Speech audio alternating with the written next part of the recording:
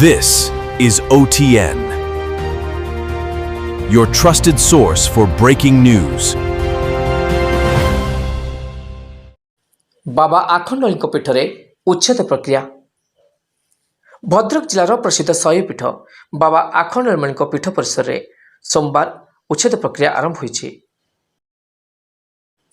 ପୀଠ ପରିସରରେ ଥିବା ବେଆଇନ ଦଖଲ ଏବଂ ନିର୍ମାଣକୁ ହଟାଇବା ପାଇଁ ପ୍ରଶାସନ ପକ୍ଷରୁ ଏହି ପଦକ୍ଷେପ ନିଆଯାଇଛି।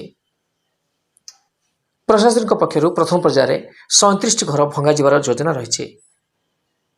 ଉପଜିଲ୍ଲାପାଳଙ୍କ ତତ୍ତ୍ୱାବଧାନରେ ଉଚ୍ଛେଦ କାର୍ଯ୍ୟ ଚାଲିଥିବା ବେଳେ ଆଇନ ଶୃଙ୍ଖଳା ପରିସ୍ଥିତିକୁ ଦୃଷ୍ଟିରେ ରଖି କଡ଼ା ସୁରକ୍ଷା ବନ୍ଦୋବସ୍ତ କରାଯାଇଛି।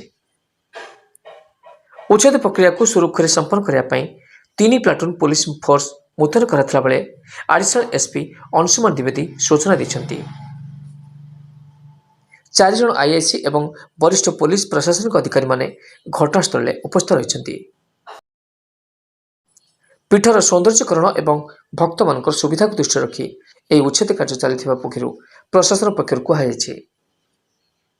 ଭଦ୍ରକରୁ ହେମନ୍ତ ମହାଳିକ ରିପୋର୍ଟ।